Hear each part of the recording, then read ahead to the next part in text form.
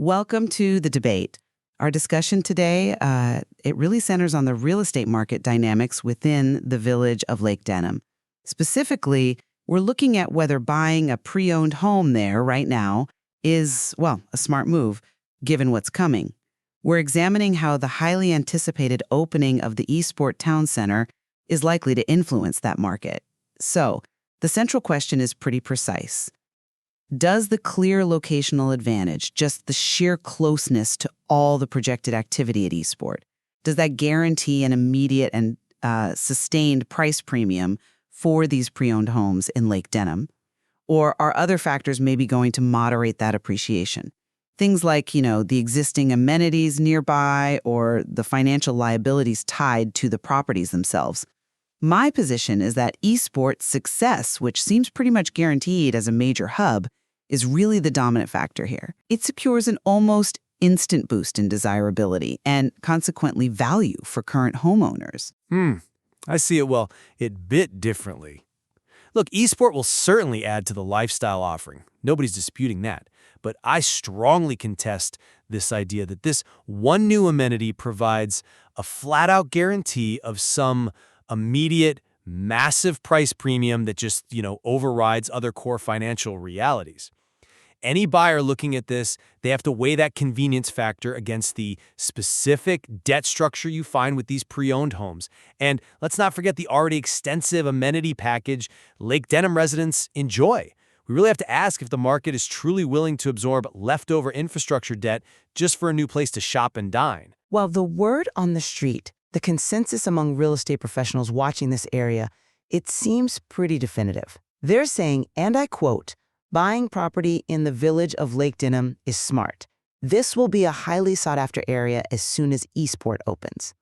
Now, this isn't just a generic positive spin. It's based on how these things usually play out. Town centers become these huge regional magnets. And like Denham, it's perfectly positioned to, scoop up all that incoming interest. It offers easy access, golf cart access to the upcoming fun at Eastport, the music, entertainment, shopping, dining, all the things that are expected to make the place really start hopping.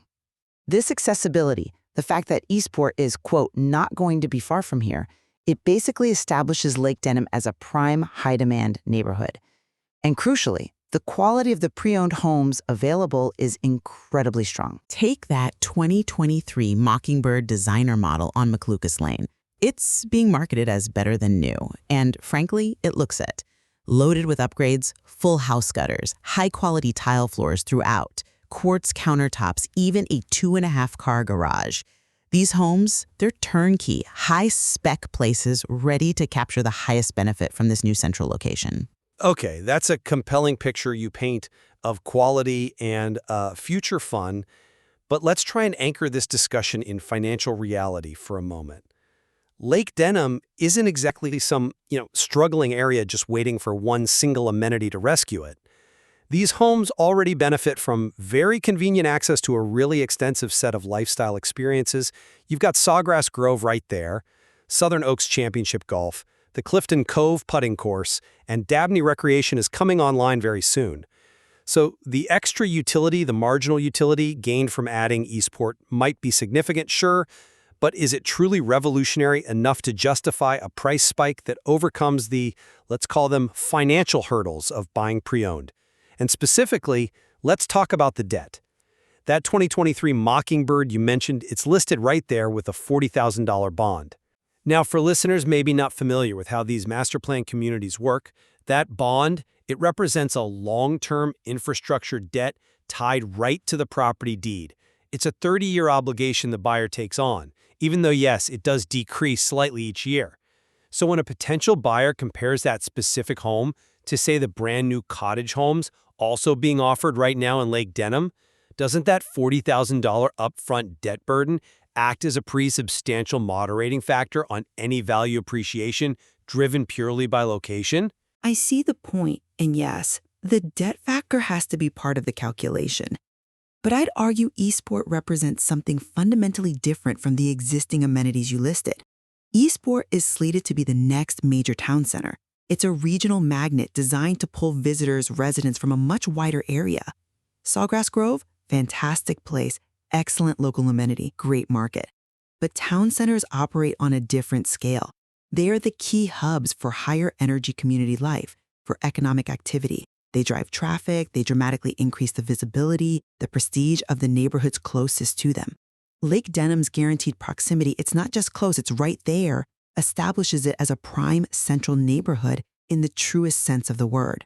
This unique centrality, being next to the comprehensive new hub of activity, I believe it fundamentally outweighs the value of already having other nice things nearby. Yes, buyers are paying for the current lifestyle, but Eastport offers the promise of a kind of future-proofed lifestyle. That's going to appeal strongly to the next wave of buyers, the ones looking specifically for that density and entertainment mix. Okay, I appreciate the distinction you're drawing between a local spot and a regional magnet, but let's try and quantify this saturation idea. Lake Denham residents can already easily reach Sawgrass Market, multiple championship golf courses, several rec centers, numerous putting courses like Mickey Lee and Jubilee, all by golf cart or bike on nice paths. So, before Eastport even opens its doors, these Lake Denham homes are priced reflecting an already incredibly high level of amenity access. So I have to ask, what percentage of the home's total value is already baked in because of this existing superb location? You know, if a home is, let's say, already priced at 95% of its potential value based on everything that's already there, then the incremental maybe 5% gain from Eastport feels much less substantial than if the area was, starved for amenities. The economic impact of Eastport might actually be felt more acutely in neighborhoods a bit further out, places that currently lack that immediate access to a major hub. For Lake Denham, it feels more like an enhancement, a really nice one, but maybe not a total transformation of its value proposition. What's an interesting perspective on saturation, but I think market data generally suggests that being central to a brand new, highly publicized town center is what really differentiates a neighborhood in the minds of buyers, especially those moving into an area for the first time. They often prioritize the newest, the most vibrant experiences, that promise of the new. It's a powerful psychological pull. Right, but let's pull that lever back towards the financial reality again. We keep circling back to this $40,000 infrastructure debt burden, the bond remaining on pre-owned homes like that Mockingbird. Let's just put that number in context for a potential buyer. If a home lists for, say, $600,000, that bond is roughly 6.7% of the total purchase price right off the bat, and it comes with an annual cost, a real monthly cash flow expense for the buyer, potentially for decades. So when new construction 2- and 3-bedroom cottage homes are being offered right alongside these within Lake Denham, doesn't that debt create a pretty significant financial barrier? Doesn't it potentially offset that instant premium you're anticipating from Eastport's proximity? A buyer has to weigh absorbing a large immediate debt versus maybe just choosing a brand new home nearby, even if that new home needs some upgrades down the line. See, I'm just not convinced the debt liability functions as the kind of hard barrier you suggest. I think it actually represents the price already paid for, well, superior execution and certainty. Let's look at the cost-benefit here. You're right, a buyer assumes $40,000 in debt, fine. But what do they get in exchange that new construction doesn't offer immediately? They get a home that's demonstrably, as marketed, better than new. Let's quantify those upgrades on the Mockingbird you keep bringing up. Consistent high-end tile throughout the house. That's a major expense and a major disruption if you do it after closing. Plantation shutters, quartz countertops, and maybe most critically, that separately cooled glass and screened-in lanai with recessed lighting, finished stucco wells. That lanai enhancement alone could easily cost, upwards of $25,000, maybe $35,000 to add after purchase.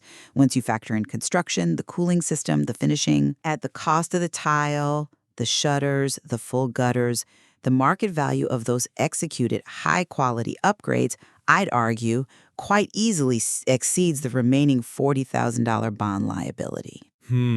That quantification is crucial, I agree, and the value of existing finished upgrades is certainly significant. However, you're calculating the likely retail cost of adding those upgrades, not necessarily the net premium the market will consistently bear for them, especially when attached to debt. The new construction buyer, they're essentially purchasing flexibility, no inherited debt, and the ability to choose their exact finishes, their own timeline. The buyer of the pre-owned Mockingbird, they're paying a premium for that immediate occupancy, and they're assuming a fixed, long-term debt. That bond status, it isn't just an accounting line item, it can be a psychological barrier. It forces the buyer to pay for infrastructure that might have been put in place years ago, potentially diminishing the perceived value of the turnkey status you're championing. Or, I'd argue the opposite. The bond reflects the higher quality infrastructure the buyer gets to enjoy immediately. And flexibility? That comes with its own high price and time, and effort, and execution risk dealing with contractors. Look, the professional indication, the forecast that the area will be highly sought after as soon as Eastport opens, that strongly suggests an immediate significant jump in market desirability. And that should translate directly to a price premium. That's why the experts are advising that buying now is smart. They anticipate a rapid influx of buyers specifically targeting that close access to the new town center, wanting to capture that centrality before prices fully adjust upwards. The buyer of the pre-owned home is paying for the time savings, yes, but also for the certainty of superior quality execution. That minimizes risk compared to managing construction delays or, subcontractor quality issues on a brand new build. Okay, a compelling argument for immediate demand, I'll grant you that, but we really need to segment that expectation. The jump from general demand to a sustained high price premium is often very segmented based on the actual property type. Lake Denham has a huge range of housing options, right? From relatively lower-priced patio villas up to designer homes that are clearing $1 million. So the market response to Eastport, it might disproportionately benefit, say, the entry-level homes or the smaller floor plans where proximity to the action is maybe the primary driver for buyers trying to maximize location on a tighter budget. But for those really high-end properties like that $1.15 million home mentioned on Tucson Trail, other factors like unique views, whether it's the pitch and putt golf, water, a preserve view, those probably remain much stronger drivers of value. For that kind of buyer, Eastport is likely a nice bonus, sure, but it's probably not the deciding factor compelling them to absorb a $40,000 bond. Their priority might be more about seclusion and the unique landscape, not necessarily how close they are to the retail square. But even for that high-end buyer, Eastport guarantees continued regional vibrancy, doesn't it? It helps protect the long-term investment across the board. The forthcoming energy of the town center, with its comprehensive entertainment and dining, it fundamentally improves the geographic advantage of the Village of Lake Denham for all residents, regardless of their specific property's price point. And the existing high quality of many pre-owned homes means they are just perfectly positioned to capitalize on this guaranteed influx of demand. That makes the investment astute, I think, for anyone looking to maximize both their lifestyle and their purchase value right away. The premium you pay for better than new in a location that's suddenly become even more central arguably outweighs the amortization of that remaining infrastructure debt. Look, the potential purchaser simply has to view the value proposition holistically. Yes, Eastport is an undeniable future asset, a big plus, but buyers must weigh that against the existing financial obligations, like that remaining $40,000 infrastructure assessment, and the already very high density of great amenities available right there in the Sawgrass and Southern Oaks area. We just can't assume universal appreciation across every single home type at the same rate. The actual extent of that immediate price bump, purely because of Eastport, well, it remains speculative. And it's definitely moderated by the inherent financial structure of these pre-owned properties, and importantly, the competitive offerings of brand new construction, often right next door. The source material, though, it clearly indicates strong expectations for immediate growth, driven specifically by the centrality factor of the new town center. And yet, a full understanding of the long-term value proposition for these pre-owned homes requires a really careful consideration of both factors: the powerful new external draw of Eastport and the internal financial characteristics, both the beneficial upgrades and that existing infrastructure debt tied to the actual property inventory.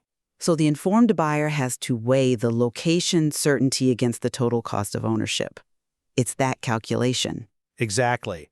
And ultimately, we leave it to the listener to calculate whether the instant gratification of a move-in ready, beautifully upgraded, centrally located home justifies taking on that remaining infrastructure debt in what is clearly a very rapidly evolving market down there.